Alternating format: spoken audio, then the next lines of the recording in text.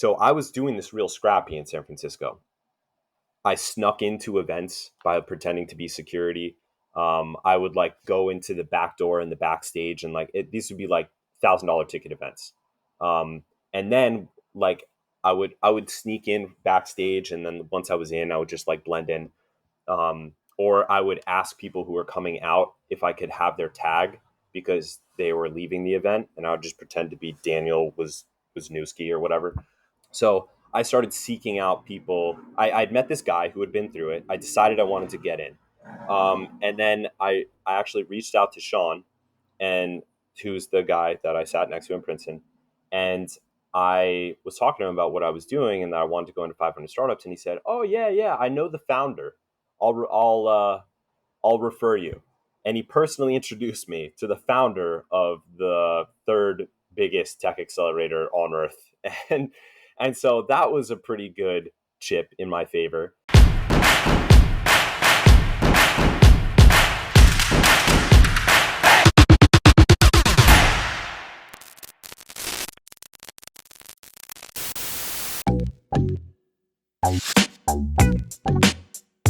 Hey guys, welcome back to the Zoncom podcast. I am Andrew Erickson, your host as always. Happy to be here with one of my Amazon best friends. Actually, scratch that. Not an Amazon best friend, but just just a best friend, period, which is Chris Rawlings. Yeah, bro. Take awesome, that Amazon word out of there. Chris, good to see you, buddy. You've been on the podcast at least twice. So if you want to search for Chris in the archive, you can find it. We had a fun one on e-com is in its infancy. It was a little bit of a debate that we had, and Chris was on one of those sides. So Chris, you're here, and I'm excited to have you again. Yeah, dude, me too. I'm glad we finally pressed the record button, and I'm kind of bummed that your audience didn't get to hear us bantering about ASMR, and also you straight up doing ASMR to me, just so everyone listening this knows. You mean like this? When I came in and say, "Hey, Chris, do you have ASMR?" That's it, dude. Yeah. Andrew and I decided we're turning this into an ASMR podcast now. Sorry if that creeped anybody out, but ASMR, if you don't know, it's this weird little tickle thing that you get when you hear small, like little. It's like, I don't know how to describe it. It's like you hear small sounds, small like close delicate sounds. Yeah, like intentional, like, and like you hear like the movement of someone's mouth, like not just like the words they say, but like how they say it, and also the closeness. If anybody's watching this on YouTube, like feeling like somebody's getting their hands like really close to you. Like I'm giving it to myself right now, just watching my own thumbnail. Oh my god, that's funny.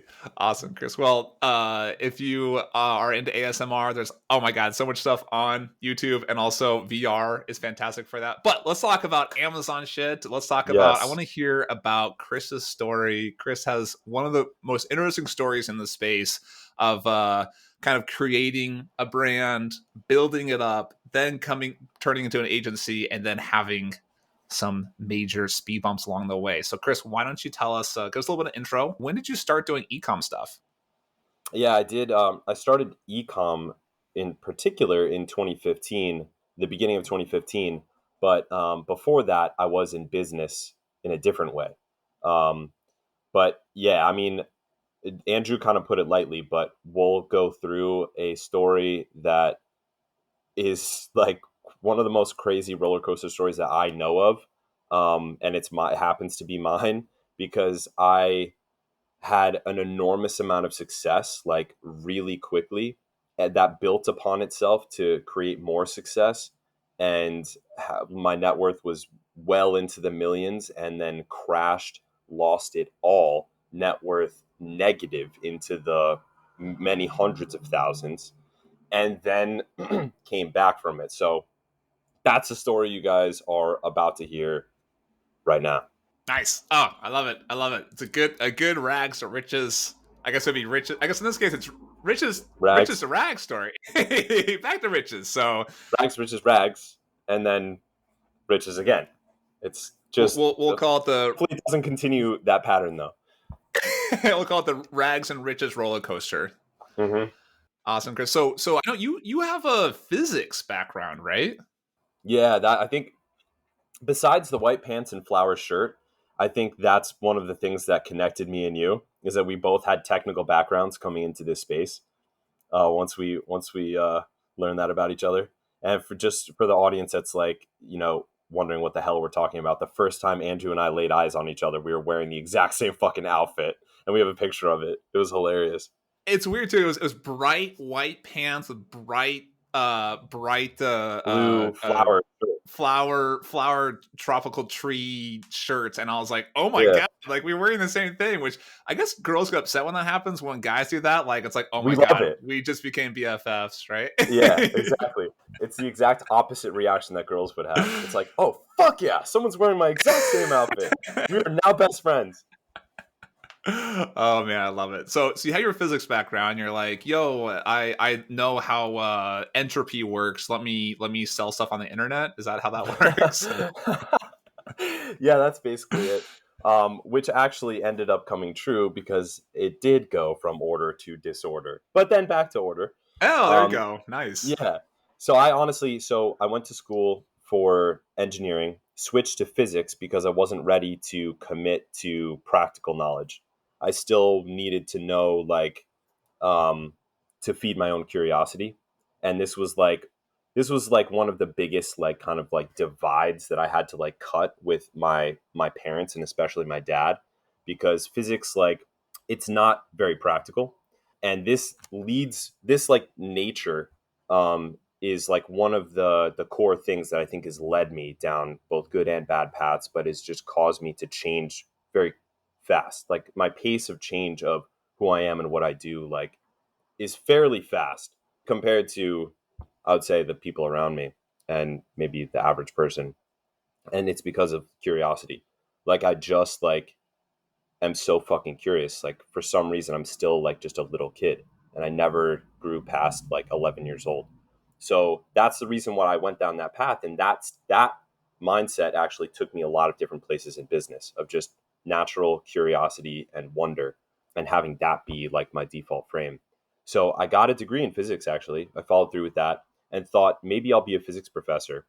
And then I found out what a raw and like gnarly life it is to be like a physics professor, and like go down the route of getting a physics PhD and try to fight for research positions at top universities and stuff like that. And I was like, what if I spend my whole life, like, behind a whiteboard, and I never actually make a discovery that's like relevant to mankind? And I waste it. I don't put my brick in the wall of human knowledge, and I also didn't get to have much fun even. And I was just like, I started to realize it maybe wasn't in my nature to go down that path. So I stopped there.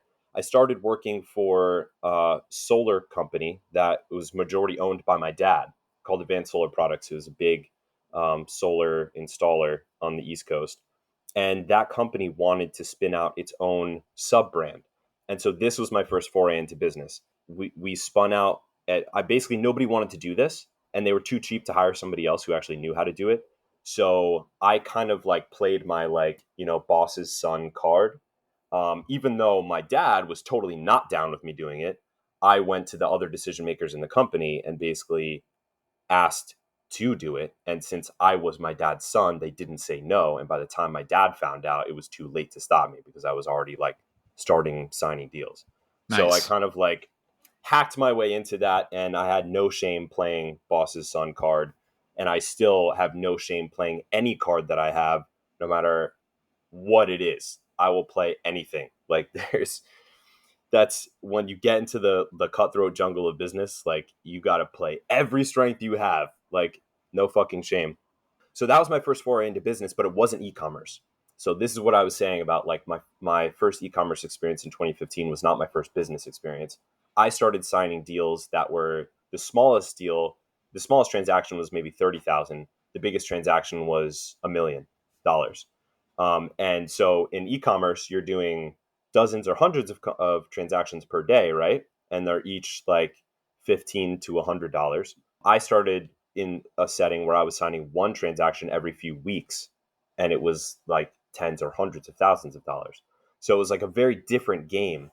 But it like forced me to learn business through the school of hard knocks. And I learned so much about business through that, even though I had no ownership over this company. I ran it. My girlfriend at the time did the logo for it. I thought of the name for it. I also was like co-written on the patent for one of the designs of it. It was full on like running it like it was my business. So once I had that business knowledge, I was then confident enough to go out and start my own thing. And listening to podcasts about e-commerce and entrepreneurship and stuff like that, I decided to start a brand. And the 4 Hour Work Week by Tim Ferriss was like one of Oh my man, inspirations. The Lean Startup was also an inspirational book to me. And so I started the Spinal Health brand. And it's kind of eerie. Like I think it was through a mix of luck, timing, and good design. So maybe about a third of it was under my control. But looking back, I think a lot of it was also luck and timing. I saw very early success. And I thought, hey, because I love to travel. I've been to like 40 countries. I lived on a boat for half a year. I was in a touring rock band and went to almost all the states through 4 different tour bands. Like I've been traveling since I was like 17.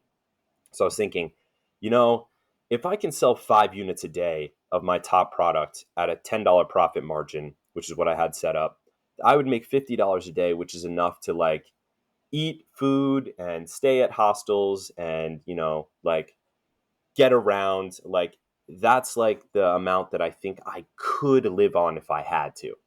And so it was like $50 a day.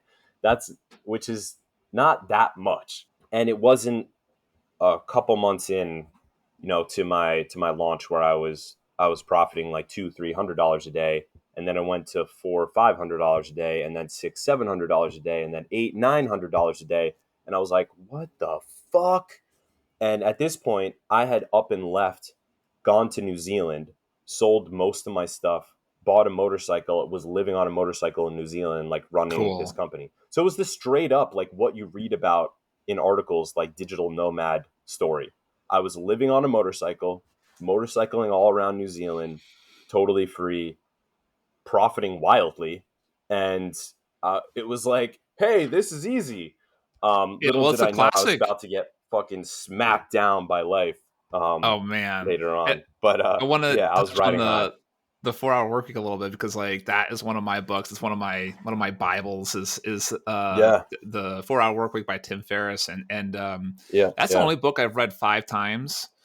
And the fun thing Wow. is that every time I've read the book, I was in the different part of the story of Yeah, that book, right? So the beginning, he's kind of like, "Hey, you should." Basically it's like, yo, you should start a business, you should scale it up, you should automate it, and you should go travel. And then kind hmm, of after you travel, there's kind of like that, wow, let's evaluate life a little bit, right?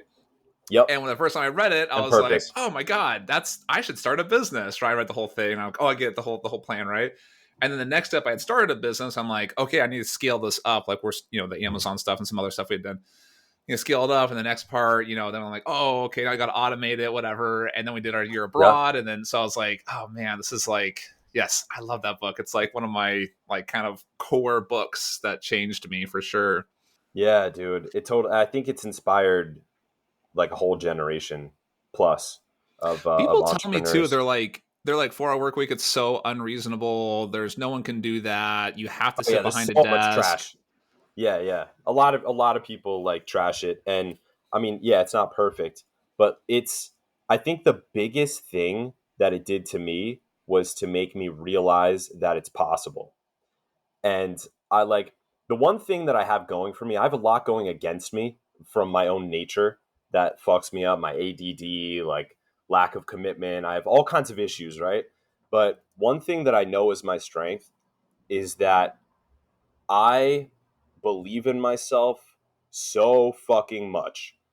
Like some people struggle with this, other people don't, and I don't know why, but I never. That's nothing. It's never crossed my mind that I can't do it. Like I've always felt, yeah, I can do that. Like no matter how big the challenge, like I've always felt, yeah, I will be able to accomplish that and to get over that. And so once I knew that it was possible in this physical reality, I also knew that it was possible for me. Like there was no like, oh, well, that's just he had this or he had those resources or he had whatever, like this money to start with, or went to Princeton because Tim did go to Princeton. I was just like, yep, yeah, he can do it. I can definitely do it as well. Yep. Yeah, it's interesting, and it's funny because like especially now with COVID making the world go a lot more virtual and digital. Now everyone's like, oh yeah, I work from home, of course, because COVID, right? I'm like, yeah, but the technology was the same in 2019. It's the same in Yeah, 2015.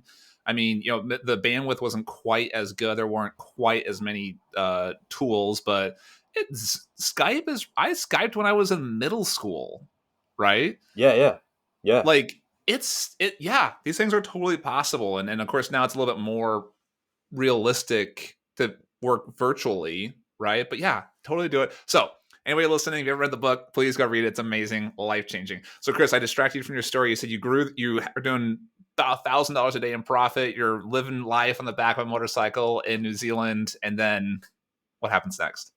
yep, yeah. So that was like unbelievable to me. Like it was more than 20x my minimum like expectations, you know. So I was like just crazy. So I mean that took me on the ride. Like that was the initial gas that my rocket needed to like get like into orbit. So I continued launching products. I actually went to China to my factory, and I spent so much time on sourcing and design. I actually had 3D models of all of my spinal health products that I made in AutoCAD because I was doing design for in back in the solar days. So I had like design experience and CAD experience, and I went to my manufacturer in China in Shenzhen, and I basically co-opted their engineering team. So because if you have like a really like legit player that in manufacturing, they will have their own engineering team, and most people don't know this, but you can use them, you can co-opt them, especially if you have already have deal flow with them. They will work with you, they will work for you basically for free. Like you can get a free engineering team as long as you have a good relationship with them, and you like have either the promise of order flow and you've really pitched them, or you have real order flow. And that's what I did. I flew to Shenzhen. I stayed for weeks at my in Shenzhen with my supplier's engineering team, designing new products.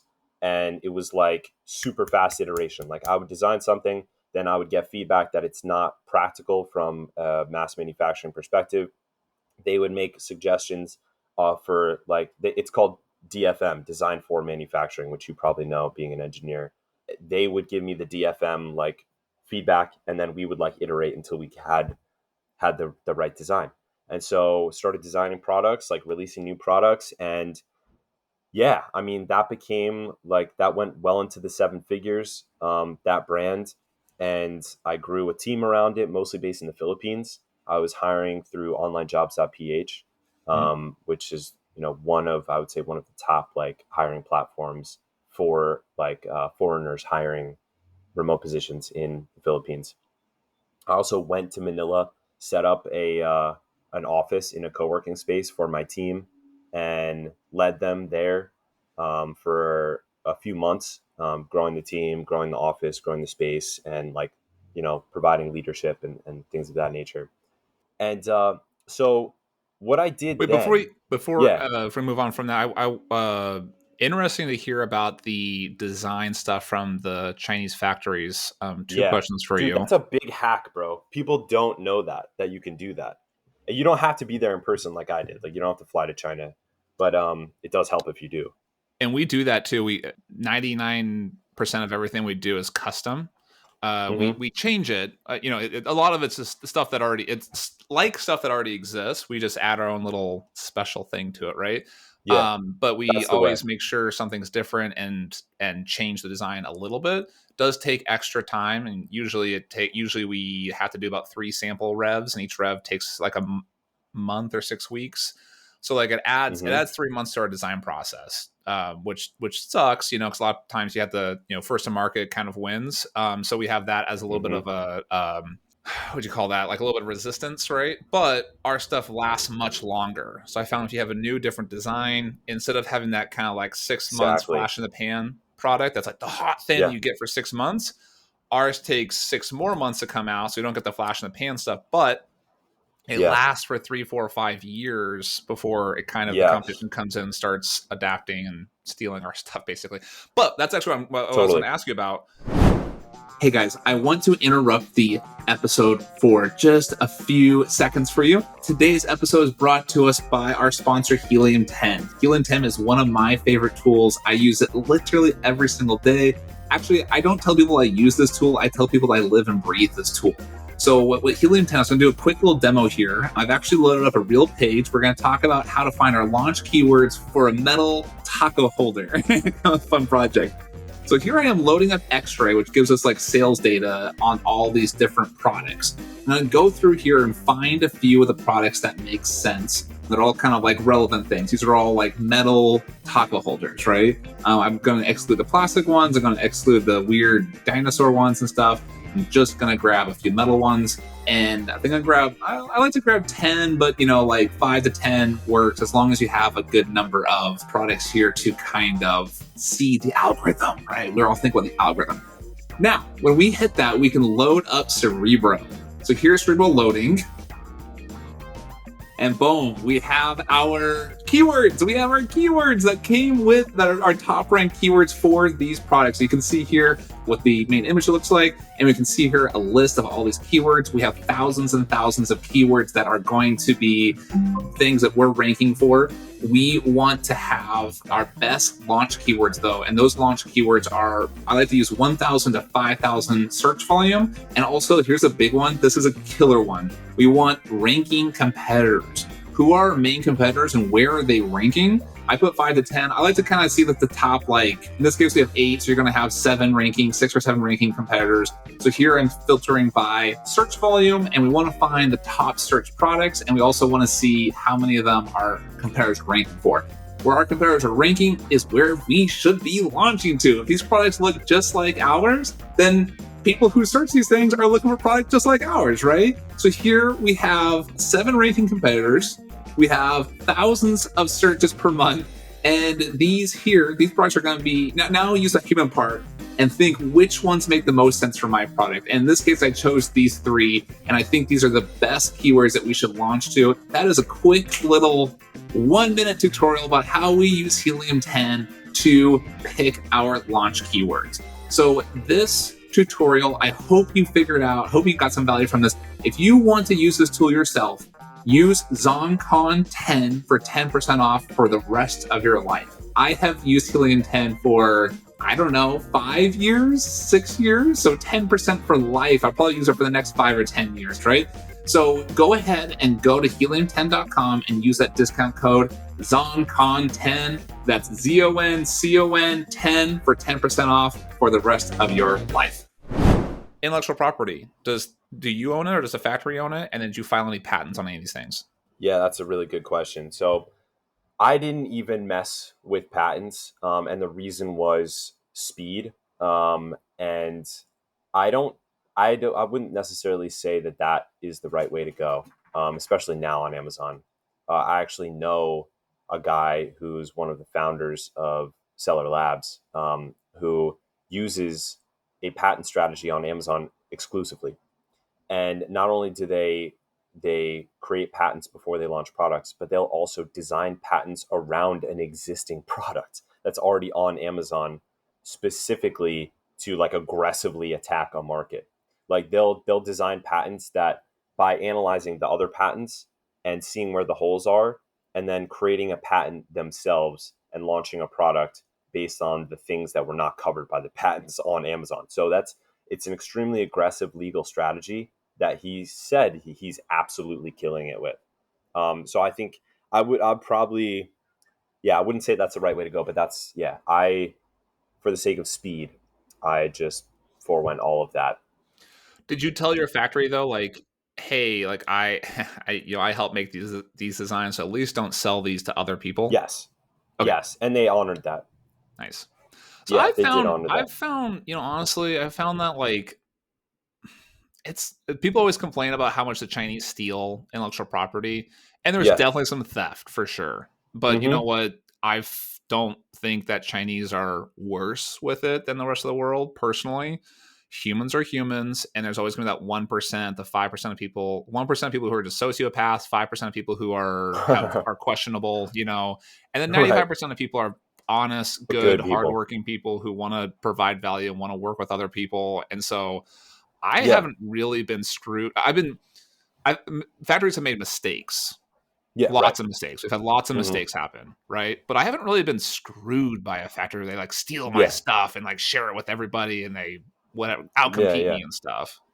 Yeah. I think that like doomsday scenario of like the really, yeah, like sneaky, tricky, like you know, dishonest.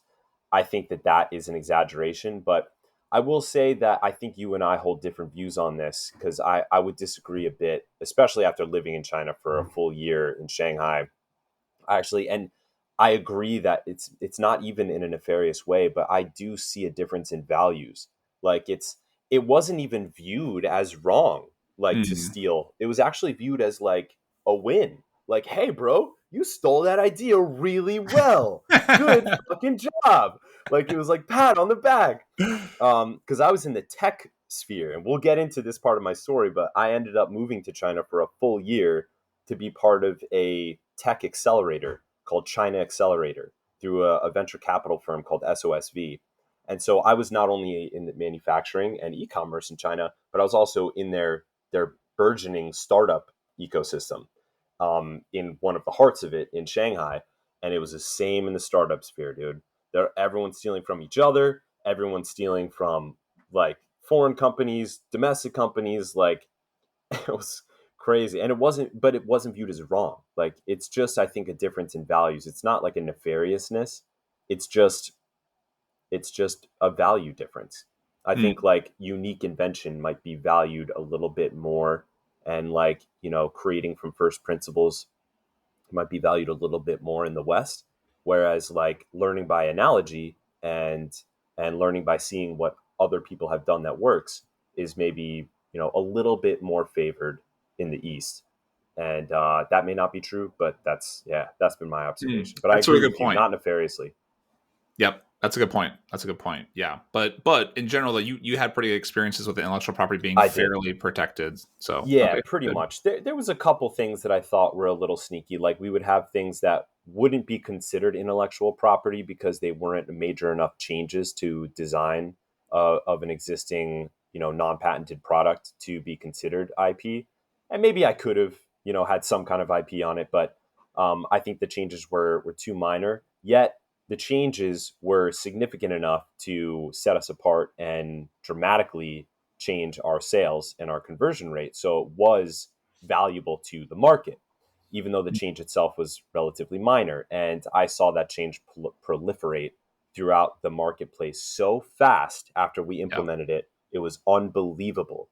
And it was definitely starting with my factory because Mm. I just started to, because I knew the other brands that they were producing. Because, like I said, I was there in the factory. All I had to do was walk around and I would see the other brands' names like right there on the products. So I knew my competitors that my factory was producing for, which is fine. That's what they do. But so as soon as like this change came out, I saw it come out on all of their products, my Yeah, competitors that are made at this factory. that And makes so, sense. there was some little things like that, but the major things where we had like explicit agreements, they never violated that. And yeah, in general, I found them to be, virtuous and work with integrity. Nice. Good. So Yeah. you do the year in China and you're building up Yeah. the private label business, and then you kind of pivot a little bit, right, from the traditional private Yeah. label. Yeah, so this is where I met sort of like philosophy crossroads because I was confident that I could continue to build up the brand. And I had already gotten a couple offers, seven-figure offers for the brand from individuals and parties looking to acquire brands. At that time, there was only like a few aggregators in the space, and they weren't very professional. And it was mostly like individuals or like families that, wealthy families that were buying these types of businesses. So I'd actually already had like a couple of offers that to me would have been life changing, and I didn't take them because and this is, I talked about some of my strengths. This is where some of my weaknesses come into play. It's sort of an Icarus story. of flying too close to the sun and melting off your fucking wings, I was really on a high and felt invincible. Like I felt like, oh, like I'm really good at this. Whereas now in retrospect, I can look back and, like I said earlier, a lot of it was timing, a lot of it was luck, a lot of it was luck based on the category I chose, the products I chose, the supplier I ended up with, and it's a mix of hard work and determination. But luck is a component of it, and timing is a component of it. And but I was taking all the credit at that time. I hadn't gotten my ass kicked hard enough to realize how much of our reality is determined by the universe versus our internal verse. So it's the reality is it's a mix of the two. It's a reality you want to manifest in the world, but that manifestation meets with the realities of the world, the hard objects, Yeah. and then they combine to form something else. It's not exactly what you envisioned in your head, but it's also not what reality is trying to impose on you. It's something in the middle. And if you're really fucking powerful, you can make it pretty close to your vision. But no matter how powerful you are, the universe is going to come back with its own unexpected hard objects that are going to get in the way of your vision. You have to build around them. And so I hadn't yet learned that law of reality, of the universe. And I felt so just to give you an understanding of how cocky I'd gotten at this point, like I said, I was getting 7-figure offers for this business. And in my head, I was saying, I wouldn't settle for anything less than 10 million. And so, dude, here I am, like a 20 something year old, like, first business, like seeing success like fairly early. And I'm already in my head, like a deca millionaire, like there's steps, okay? There's levels to this game. And I think if I was to go back in time and talk to myself, it would have been like, bro, hey, pump the brakes. You don't have to explore all opportunities at once. And you know what? Maybe take some chips off the table along the way too, because like I said, I end up losing it all. And I'm thinking, yeah, actually, maybe this is going to have to end up being a part one, part two podcast, Andrew, because I'm realizing we're only like a third of the way through the story and we're already like nearing the end time, the target end time. And if that's the case, like that's fine. That might actually even be a better cliffhanger. But yeah, so what happened now is I decided I was at a philosophical crossroads and I thought, okay, I can continue growing this business and maybe I will get it to the 8-figure mark and have like not just a life-changing event but like a completely paradigm shifting event in my life. That would give me the ability to like influence the world in the way that I want to influence it. Or I could use this as a platform for something else. And the decision that I made that was based on my values at the time, which I still agree with, was I'm going to make the decision that leads to more inner growth and inner rewards than external rewards. So even though I could have sold this brand and taken some of these offers, taken chips off the table and gotten the external rewards of money, capital, and whatever else that means, house, travel, freedom, cars, whatever, I went the route of just recombining the success that I had had, this early success that I had had, into an opportunity that would allow me to grow internally more. So the what that meant in reality, bringing it down to real terms, is I wanted to get into tech. I wanted to see the world of Silicon Valley. I wanted to understand what it was to raise money from investors. I wanted to see what it was to have a fast growing startup with technology, with a platform, with software. And I felt like I had learned this like physical manufacturing type of business, like at this point for so long across two businesses, because Solstice, in the solar industry, that was like all physical products manufacturing, even though it was huge deals, different business models, still manufacturing, physical products. And then with the health brand, again, physical products, manufacturing, like I wanted to level up my own skills and my own business knowledge. And the vision that I had and the wisdom that I did have, that I still maintain this philosophy, is if you're a professional entertainer or you're a professional athlete, you peak when you're 27 ish, right? You could push it into your 30s, and there are professional athletes that are 35 that are still going strong, but they're nearing the end of their journey, For sure. there. They're exceptional Um, at the 1%. yeah, exactly. Most of them peak in their late 20s. When you're in business, you peak in your 60s. Yes. So I had the wisdom at that time to know that, hey bro, I'm committed to this world of entrepreneurship, business, and also just manifesting reality, creating organizations to solve problems and create wealth and all of this stuff. So I know I'm going to be in this for life. 100% fits me. It wasn't like when I was in physics and I was like, yeah, should I become a professor? I don't know. It was like, fuck yeah, this works. Love this. Helps me, helps the world, allows me to have more influence. Like it allows me to use my strengths. It ignites my curiosity. It makes me feel alive. It's like I'm in it for life for sure. No questions. I'm not going to exit it and go back into science. I'm not going to become a researcher or anything else. This is it for me. So with the long-term view, I was like, well, this is a good time for me to take risks and jump into new pools and learn this game from a couple different perspectives so that I can have that under my belt for the future. And who knows when it's going to come in handy, and being able to not be such a one-trick pony like this. To me, that was the model of physical products manufacturing and selling to an end customer, And would help.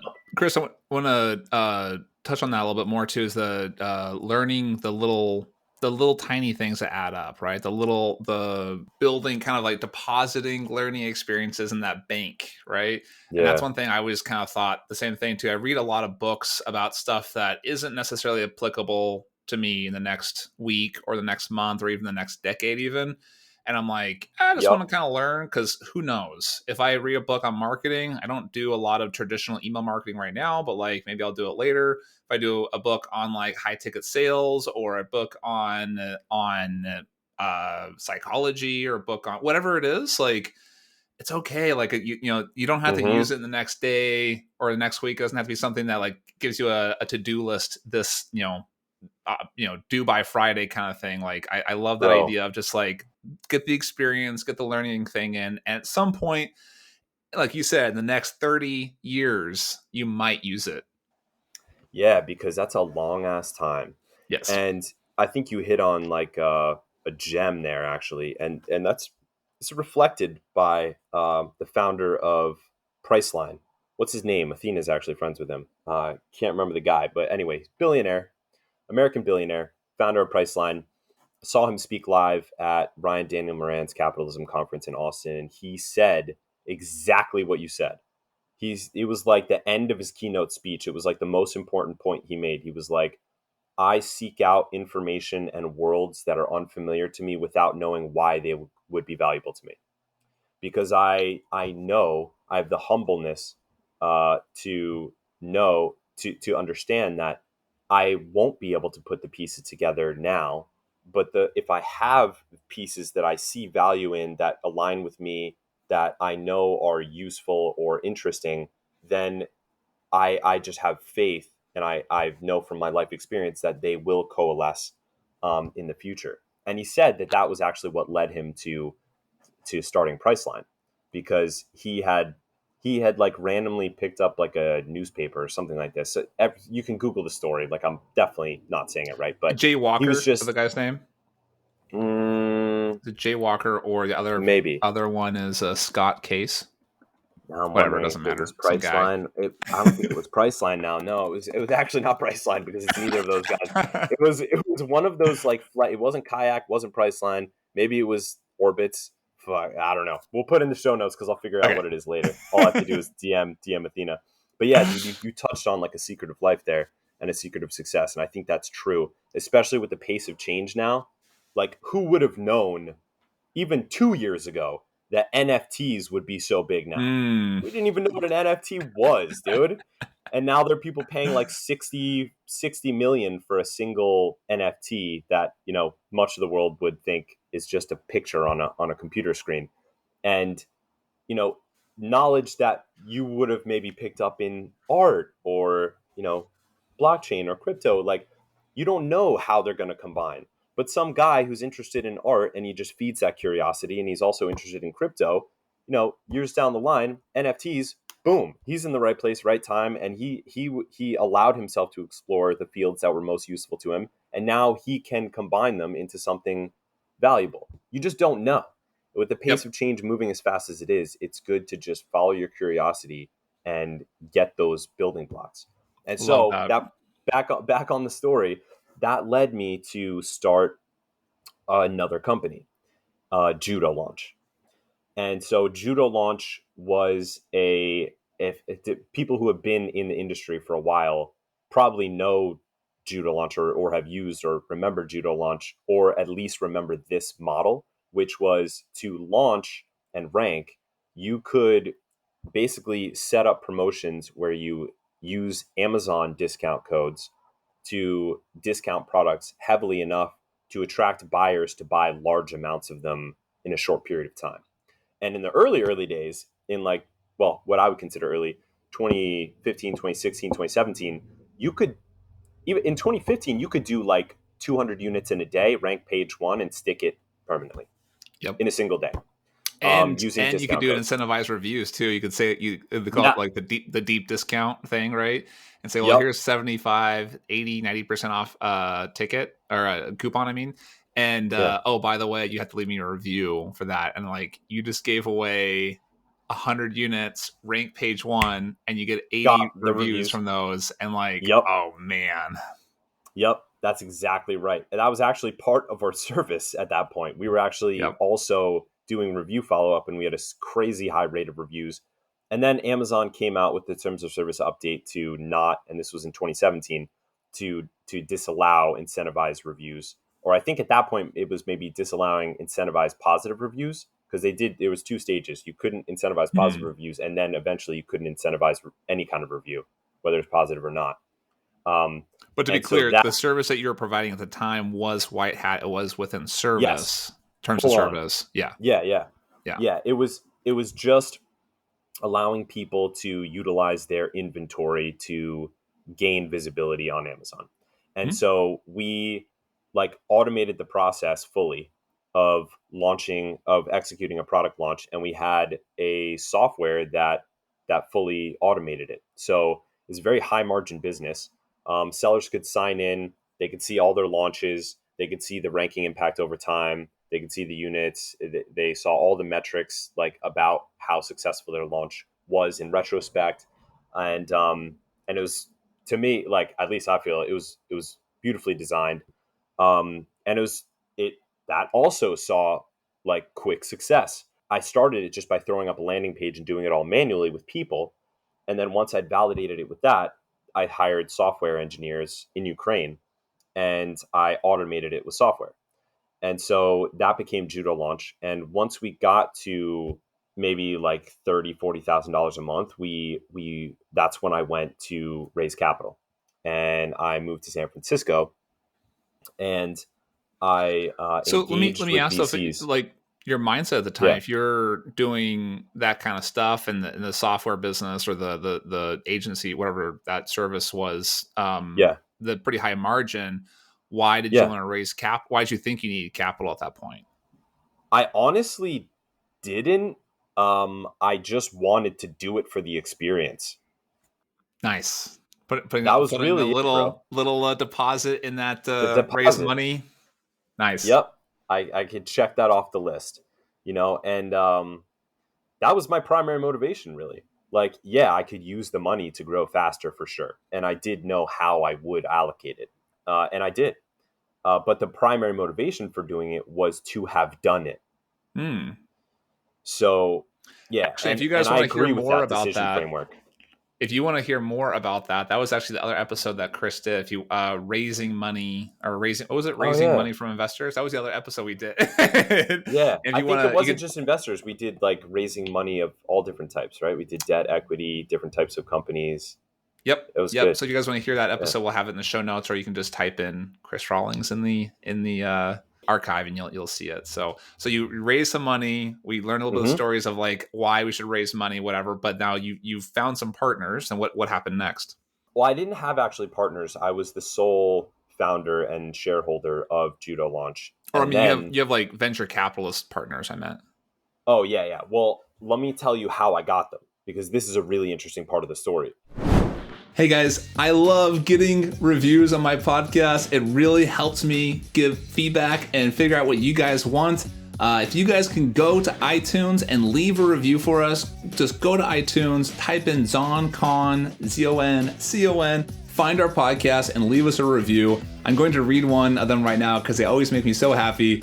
This one is from Matt JP. All right, Matt JP, thanks for writing a review. One of the best out there. Andrew is very smart and talented Amazon seller. His deep expertise and excitement to help others is evident in his podcast. They've really helped me on my Amazon journey. Yes, Matt, good. I'm so happy. So glad that I was able to help in any way possible. And thank you, Matt, for helping me with one of these iTunes reviews. If I've helped you in your Amazon journey, as Matt says, please leave us an iTunes review. iTunes, ZonCon Podcast. Leave a honest, I'll say an honest. I was going to say 5-star, but maybe I don't know if that's in terms of service. We'll say an honest review.